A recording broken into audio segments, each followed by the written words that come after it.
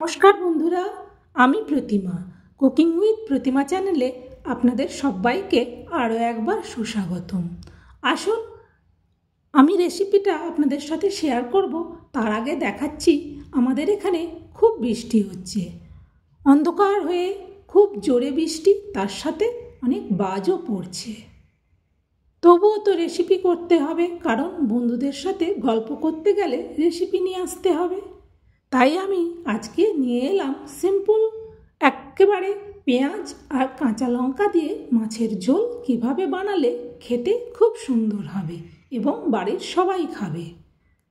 আপনারা তো দেখতে পাচ্ছেন ঝোলটা হয়েছে কত সুন্দর, কিন্তু এটা বানিয়েছি খুব অল্প পেঁয়াজ আর কাঁচা লঙ্কা দিয়ে। আসুন সেটা দেখিয়ে দিই। দেখুন, এখানে নিয়েছি পেঁয়াজ কুচি, তেজপাতা, কাঁচা লঙ্কা আর ফোড়ন। আর আমি নিয়েছি 4 পিস মাছ, সরিষার তেল নিয়েছি, হলুদ নিয়েছি আর লবণ, সামান্য পরিমাণ চিনি। আর আমি সবজি নিয়েছি আলু, পেঁপে, পটল। এইগুলো দিয়েই আমি একটা সুন্দর মাছের ঝোল বানাবো। তার জন্যে প্রথমে গ্যাসটা জ্বেলে নিলাম, কড়াইটা বসিয়ে দিলাম।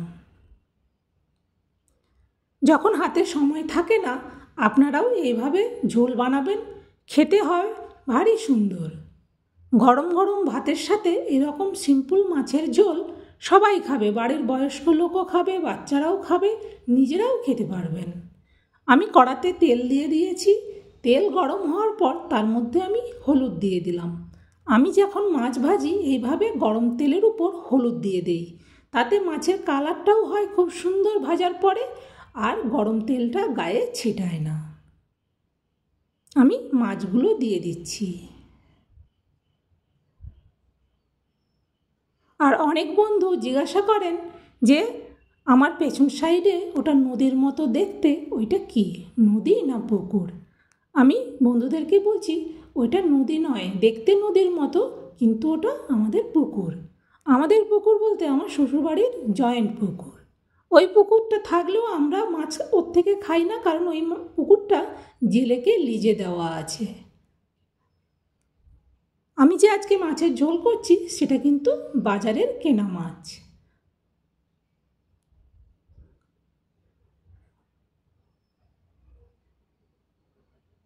এবার আমি আলুগুলো ওই প্লেটটাতে করে দিচ্ছি। দেখছেন মাছটা ভাজা হয়ে গেছে। এবার আমি এই বোলটার মধ্যে মাছটা তুলে নেব। বন্ধুরা, এতক্ষণে নিশ্চয়ই আপনারা লাইক দিয়ে দিয়েছেন। প্লিজ যদি না দিয়ে থাকেন লাইকটা দিয়ে দেন আগে, তারপর ঝোলটা পুরোটা দেখুন, দেখে কমেন্ট করে জানাবেন এরকম সিম্পল পাতলা ঝোল আপনাদের কেমন লাগলো। আর যদি এরকম সিম্পল পাতলা ঝোল আপনারা না খেয়ে থাকেন আগে, অবশ্যই আমার ভিডিওটা পুরো দেখার পর আপনারাও বাড়িতে বানাবেন। দেখবেন গরম ভাতের সাথে এরকম ঝোল আর অন্য কোনো সবজি লাগবে না, এটা দিয়েই সুন্দর খাওয়া হয়ে যাবে। আমি প্রথমে পটল দিয়েছি, তারপর আলু দিয়েছি। এখন আমি সব সবজিগুলো ভেজে নেব। যে কোনো রান্নার সবজিগুলো একটু ভালো করে ভেজে নিলে তার টেস্ট হয় ভালো। এখন আমি দিয়ে দিচ্ছি কেটে রাখা পেঁপেগুলো।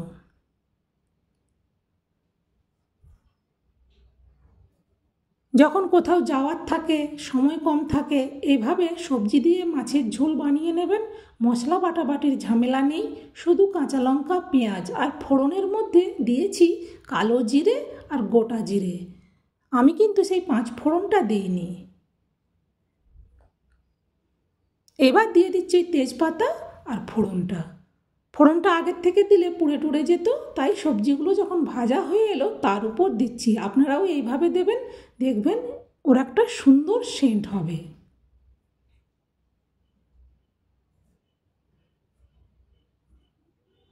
আপনারা সবজিগুলো ভালো করে ভেজে নেবেন।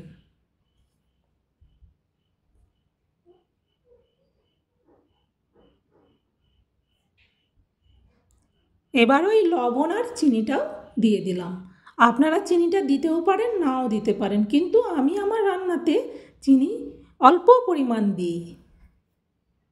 যতটা পরিমাণ লবণ থাকে তার 1/4 চিনি দিই, ওতে করে তরকারির টেস্টটা খুব ভালো আসে। বৃষ্টিটা এখন একটু থেমেছে। আমার সব সবজিগুলো দিয়ে ভাজা হয়ে গেছে। এবার আমি জলটা দিয়ে দিচ্ছি। জলটা এমন একটা পরিমাণে দেবো সবজিগুলো সিদ্ধ হবে এবং ভাতে খাওয়ার জন্য ঝোল থাকবে, সেই মতো করে দেখে জলটা দিতে হবে। সব সময় রিচ ভালো লাগে না, অনেক মশলা দিয়ে রান্না প্রতিদিন তো ভালো লাগে না। মাঝে মাঝে এরকম প্লেন সিম্পল ঝোল করবেন, দেখবেন শরীরের পক্ষেও ভালো, খেতেও খুব ভালো লাগে। আর যেহেতু আমি কাঁচা লঙ্কাগুলো গোটা দিয়ে রেখেছি, যদি বাড়িতে বয়স্ক মানুষ থাকে, বাচ্চা থাকে, তাদের জন্য ঝোলটা তুলে নিয়ে তারপর লঙ্কাগুলোকে খুন্তি দিয়ে কেটে দেবেন, তাহলে ঝোলটা ঝাল হয়ে যাবে। তখন দেখছেন আমার ঝোলটা ফুটে গেছে। এবার আমি দিয়ে দেবো ভেজে রাখা মাছগুলো।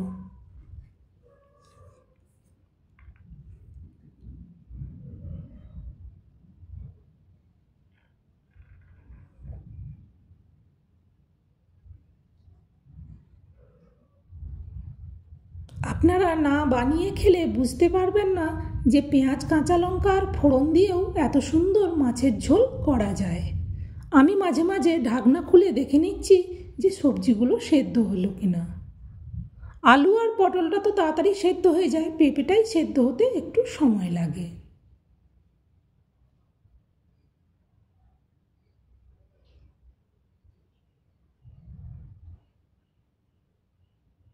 আমি গ্যাসটা সিম করে রেখেছি, দেখে নিচ্ছি যে সবজিগুলো কতটা সেদ্ধ হয়েছে। তাই দেখলাম যে পেঁপেটা এখনও সেদ্ধ হতে একটু বাকি আছে। তাই দেখে নেওয়ার পর আবার আমি এটা ঢেকে দেবো। যে সমস্ত বন্ধুরা এখনও আমার ফ্যামিলির বন্ধু হওনি, তাদেরকে অনুরোধ করব, প্লিজ তোমরাও আমার ফ্যামিলির বন্ধু হয়ে যাও এবং তোমাদের সাপোর্ট ভালোবাসা আমাকে দাও। আর আমার প্রত্যেকটা ভিডিও দেখো আর লাইক করো, কমেন্ট করে জানিও আমার রেসিপিগুলো তোমাদের কেমন লাগে। তোমাদের মতো বন্ধুদের ভালোবাসা পাওয়ার জন্যই আমি এখানে এসেছি।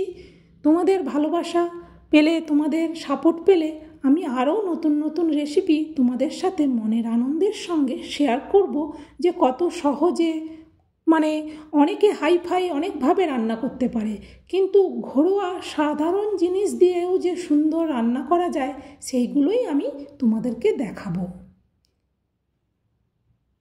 আমি আবারও একবার ঝোলটা ভালো করে দেখে নিচ্ছি সব সেদ্ধ হয়েছে কিনা। আপনাদেরকেও দেখাচ্ছি, দেখুন ঝোলটা আমার কেমন হয়েছে। দেখছেন ঝোলটা ফুটে গেছে, এবার হয়ে এসেছে। আর একটু ঝোলটা কমে গেলে তারপর আমি এটা নামিয়ে নেব।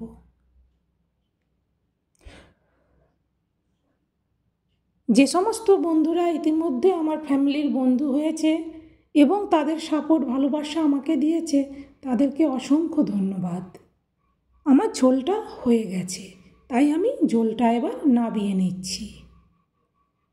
আপনারাও একবার বাড়িতে বানিয়ে নেবেন এরকম পেঁয়াজ আর কাঁচা লঙ্কা দিয়ে সুন্দর মাছের ঝোল। গরম ভাতের সাথে আর কিছুই লাগবে না। আমি যখন কোথাও কাজে যাই কিংবা বাইরে থেকে ফিরি, তখন এরকম মাছের ঝোল চট করে বানিয়ে নিই। যেহেতু গ্যাসে দুটো ওভেন আছে, এক সাইডে মাছের ঝোল আর এক সাইডে আমি কিন্তু প্রেশার কুকারে করে ভাত করি, তাতে আমার খুব তাড়াতাড়ি হয়ে যায়। আপনারাও এইভাবে বানাবেন। পুরো ঝোলটা তো কিভাবে বানাতে হবে আপনাদেরকে দেখালাম। আশা করি আপনারা ভিডিওটা টানেননি, পুরোটা দেখেছেন। তাই আপনারাও এইভাবে বানিয়ে খাবেন এবং আপনাদের ভালোবাসা সাপোর্ট সবসময় আমাকে দেবেন। এটা পাওয়ার জন্যই আমি এখানে এসেছি। আপনারা ভালো থাকবেন, সুস্থ থাকবেন। টাটা।